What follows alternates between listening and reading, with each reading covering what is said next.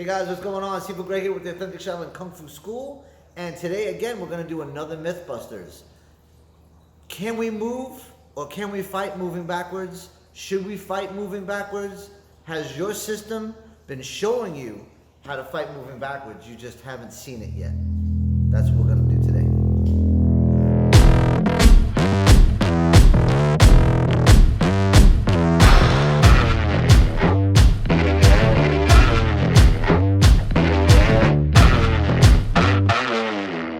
Hey guys, what's going on? Shifu Gregg here with the Authentic Shaolin Kung Fu School. Before we start, before we do anything today, share, like, subscribe, follow, ring that goddamn bell. It's gonna help the algorithms move our stuff up. If you guys like what we're seeing, if you guys like what you're seeing, we're gonna have a Patreon page going, and all the help that you guys can give us, it'll give us more motivation and more push to make these videos for you. It's all up to you. So today we're going to be talking about moving back while we're fighting. We see a lot of boxers doing it. We see a lot of MMA guys. We see a lot of martial artists are starting to use this concept of fighting moving back. There's not a lot of people that are doing it, but in our system we learn how to switch, and we do switch fighting, and we also fight moving backwards. A lot of systems and a lot of teachers are teaching, they teach your system and they're like, we always move forward, we always press forward. And if you're pressing forward all the time and not think for 1 second you're ever going to be pushed backwards and you're going to be moving back, you're mistaken absolutely, because no matter what, there's always going to be somebody better in the game. Bam! I got my gloves on, ready to go. So I'm going to start right away, 1.5 foot working with my opponent. So 1.5 foot teaches us when we're going through the drill, when he throws that lead, I have time to move. I have time to get out of the way, right? So if I'm too close to him and we start like this lets him know that he can hit me, right, and I can hit him. And I don't want that. I want to be able to control the environment. Controlling the environment is 1.5 foot. Say I press my opponent and I hit him, and he moves back. So I press my opponent, I hit him, he moves back, and he's going to come in. So now I know that he wants to move. I know that he's not going to move around. I don't have to chase him too much. So as I throw and he comes in, I'm going to step back, which is going to give him that urge to want to step forward. And as he steps forward, I can maneuver and I can move into my attack. So I'm going to lay in, and all of a sudden, he can move in. I'm working with him. So as I throw and he steps, that's what I'm working with. So I come in, he throws, I turn, and I come right over the top, and I can set in for that push. So one more time, from that guard, I'm going to lay in here, I come right in. One more time, from the guard, I lay in, he steps in, I come right over the top here, and I can use my shoulder, my elbow, and my foot. So this is key. When he throws that hand, I'm rolling. So I'm rolling the guard. 1, 2. It's not boxing. I teach Kung Fu. So this is that hanging arm again. So I hang the arm and come over. From here, I hit the rib. That's going to shake the body. So from the throw here, I hit the rib and I step in with my foot. And that's going to bring him down. So we're going to switch so you guys can see what's happening. So again, I lean in here, I'm already coming in. So if I don't have time to tip, I have time to press and come over the top. If I have time to press and come over the top, that's the next shot. That rib shot, I'm going to come in this way. And what I'm doing is I'm trapping and I'm pushing the body. All right? So we're starting in, good? Starting in here over the top, press with my opponent right to the floor.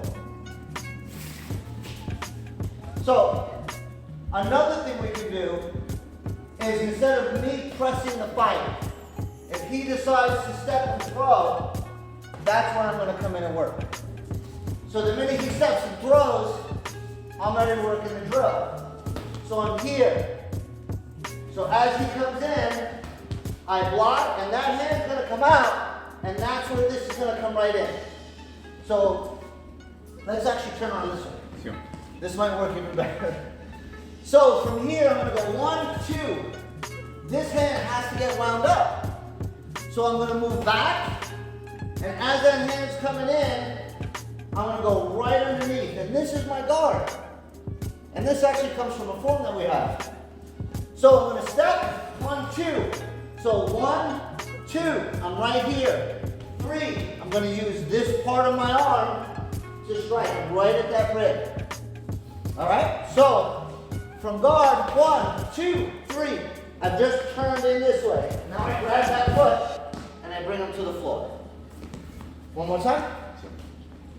So again, from here, I step in, hit, I grab, I bring him right to the floor. So again, guys, so we're going to be working the next drill. The next drill of this is going to be my opponent's pressing.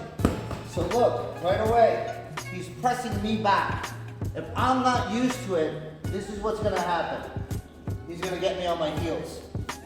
And the minute you get on your heels, someone's going to take you down. The minute you get on your heels, you're open for a lot of things, and we don't want to do that. We actually want to dig in. So my opponent throws a 1, 2. I work same side. I think same side. I don't think right and left. Punch comes out, I block here, and I'm not going to block this way. I'm actually going to stay tight with this motion. All right. So it's going to be the 1, 2 here, and I'm going to hit. Fine. So as we're working the drill, it's going to be 1, 2 here, and then I'm going to come straight in. As he throws that straight in, I'm going to work this right to the rib and underhook and grab the leg and then push my opponent to the foot. So right from that guard, 2 is here, underhook, knee, and bring him to the floor. It's a little manhandle, but it works really well. So a little faster now, it's here, press, in, underhook, down to the floor. We do it on this side. Nice and slow. 2, press, in, and strike to the knee. If you notice, the knee goes right to the thigh. I'm not looking to do this, because if I look to do this, what happens? Nope, underhook it. He underhooks my leg and takes me down. Right? We don't want that. So I keep my leg short, which means it's going to be hard for him to grab that leg. Right? So from guard, he throws, I press, I come in, I turn, and I underhook.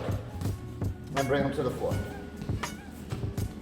In all aspects of what we're doing, the motion is stepping back and being able to feel comfortable.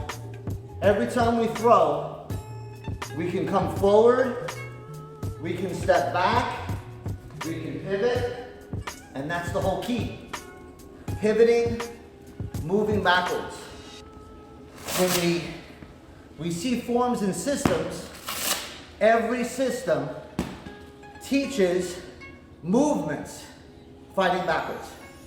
If you go back to all the forms and all the different styles, you'll always see certain parts of the form switching side, and you'll always notice that they have a segment where they're fighting moving backwards.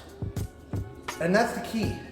Hey guys, what's going on? Remember, share, like, follow, subscribe, click the bell. And again, guys, thank you so much for you guys clicking the bell and subscribing. It brings up the algorithms, helps us out with everything. The more you guys share, the more you guys like, the more people will follow. I really appreciate everything you guys do, guys. Train real, get real, and always look for the real martial arts out there.